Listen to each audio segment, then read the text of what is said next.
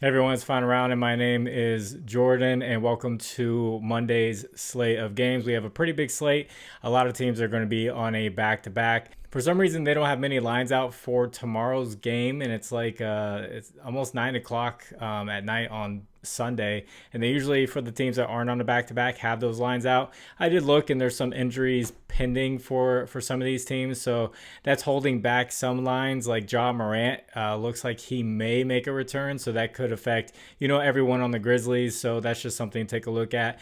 Before this video, I will have some matchups that I found that I think are going to be really good. I did dig through a lot of these matchups, and I try to stay away from players that are on a back-to-back unless they didn't have to travel. And I also want to mention the last video with that commercial. A lot of people laughed, and yeah, it is pretty funny. But if someone is going to send you a $500 piece of equipment like that just for like a 30-60 second commercial, I think you do it too. All right, so the teams that are on a back-to-back, the Pacers will be at home. They are not traveling. They'll be facing the fresh Pelicans, fresh in quotation marks, because they are pretty beat up. We'll see who ends up playing for them. The Raptors will be on the road after playing the Cavaliers against the fresh Pistons. The Clippers will be on the road versus Celtics. Both of them will be on a back-to-back, but Boston won't be traveling. And then the Mavericks will be on the road versus the Hawks. That Mavericks game did go into overtime. So the Hawks, they have a lot of great matchups for Mavericks players. So we're just going to have to see where those lines come out at, because the Mavericks did have a hard-fought game, and they ended up losing. And now they have to travel from Miami to Atlanta. It's not that bad of a flight, but still, we'll see where guys like Kyrie come out at, because it's going to be a fast-paced game, and we're going to need guys who are going to get down the floor quickly and score quickly. So that'll be an interesting one to take a look at.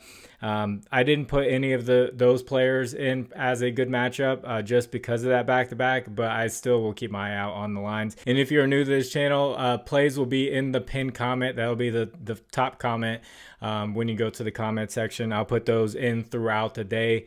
Then the Kings will be at home without travel against the fresh Thunder.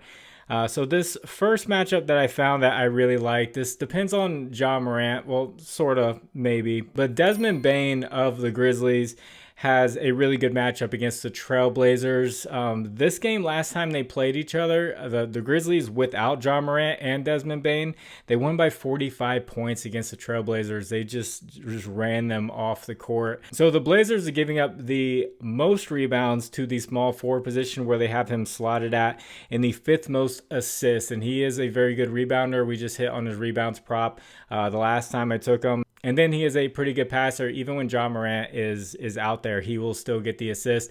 And that's what I'm saying. If Ja Morant does play, his assist line will get bumped down, and we could find a deal there. So keep an eye out on Ja Morant's status. I would be a little hesitant on taking his lines. They do look a little bit low.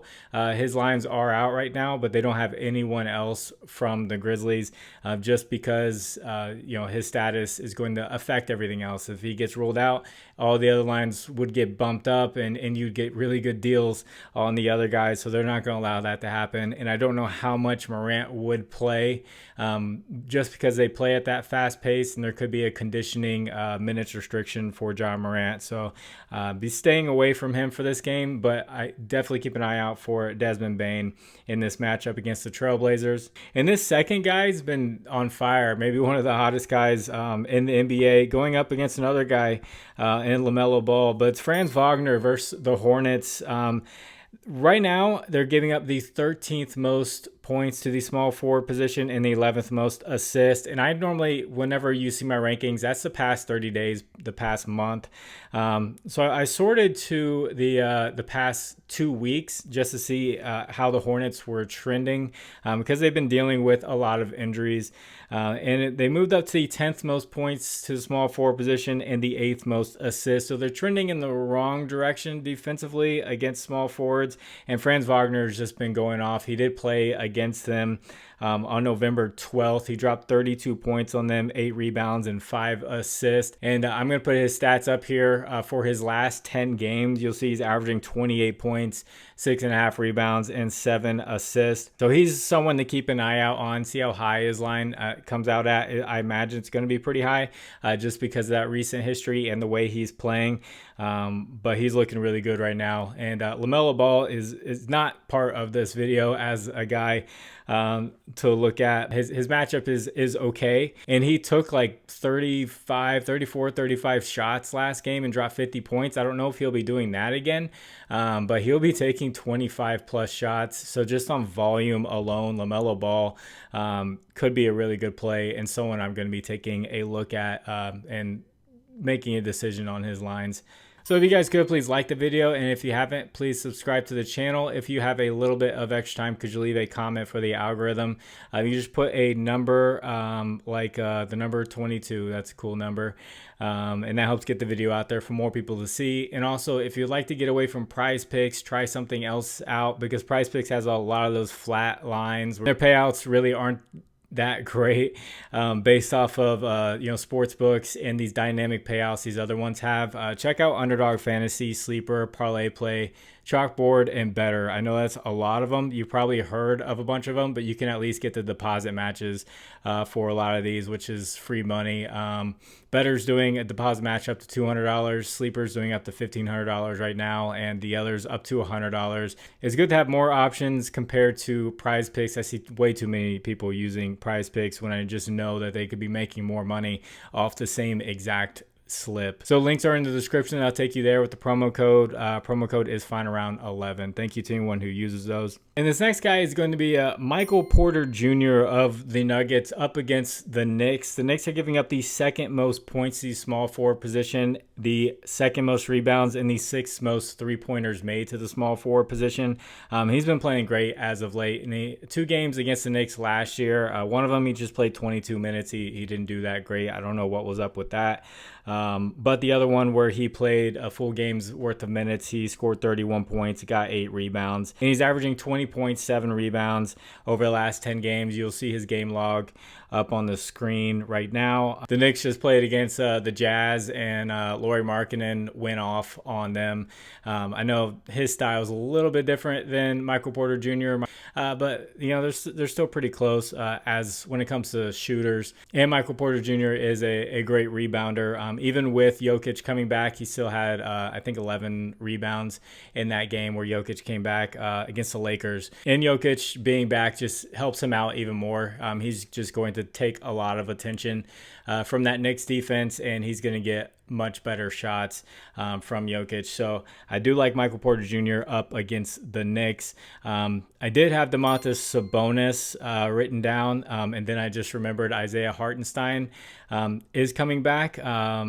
But he's someone to take a look at. The Thunder were giving up the 6th most rebounds to the center position. Hartenstein's going to help with that a little bit because the Thunder were undersized. But Sabonis is still a great rebounder, and he has really good history against the Thunder. He's averaging 14 rebounds a game against the Thunder as a Kings player. And with that back-to-back, and they're not traveling, we're just going to have to keep an eye out on that game to see how it goes. Is it going to be a blowout? He's not going to play many minutes. Is it going to be a hard-fought game? And they're going to have to play down to the wire, and we'll see how he does. And then another one I have a note down for is the Pelicans are broken and the Pacers are on a back-to-back.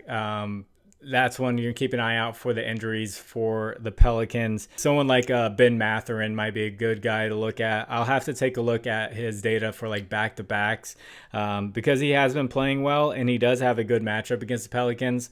The 6th most points to the small forward position, 3rd most three-pointers made to the small forward position, but we'll have to see how he does on a back-to-back. With Outlier, I can click on back-to-back, and it'll show me how he does. And some guys, they do just fine. Some guys aren't as great, and that's something to keep an eye out on, especially when it comes to jump shooters. They're more than likely more often than not, going to do a little bit worse. Just makes sense, more tired legs, especially later in the game. So if you'd like to discuss these lines further, I have a Discord. Link is in the description.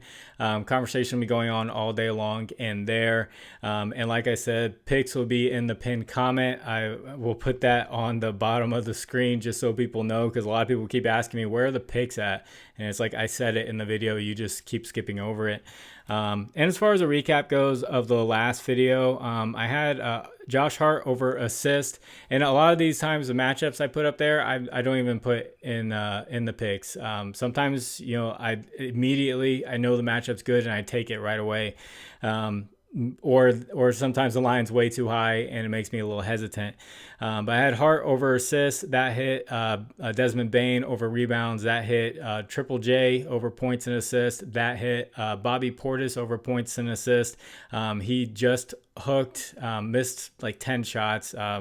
Yeah, that was really close. And then Jokic over rebounds, that hit. Jalen Suggs to get a block. He actually played like one quarter. He got injured, but he was able to get a block. I think he got the block like right before he got injured. And then I had Chris Paul over assists, and that missed. So I had 5 right and 2 wrong. The Chris Paul one, it was interesting watching that game. Whenever the young unit was doing well, he didn't get his regular minutes. Popovich wouldn't put him back in. He would let that young unit keep running together. And Chris Paul really didn't play near the end of the first half or the end of the second half because they were doing so well together. I know a lot of coaches do that, but usually you want to get your starting point guard back in to keep things going. But since the whole goal is to build up that young unit, it's something to keep an eye on with Chris Paul's assist. If his assist comes out too high now, we'll say 8.5 is getting too high just because of his minutes can be a little bit lower if they start getting hot with him off the court. So just something to think about. So I'm going to get this edited and get it out to you. God bless you all. Thank you all for the kind comments on the last video. I think you're all great, and I will catch you on the next one. Bye.